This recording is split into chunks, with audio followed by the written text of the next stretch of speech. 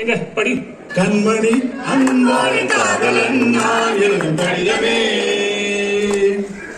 பொன்மணி அன்போடு சௌக்கியமானான் என்று சௌக்கியமே. உன்னை எண்ணி பார்க்கையில் கவிதை கொட்டுது, அதை எழுத நினைக்கையில் வார்த்தை முட்டுது. ஆஹா கண்மணி அன்போடு காதலன் நான் எழுதும் கடிதமே. லாலலா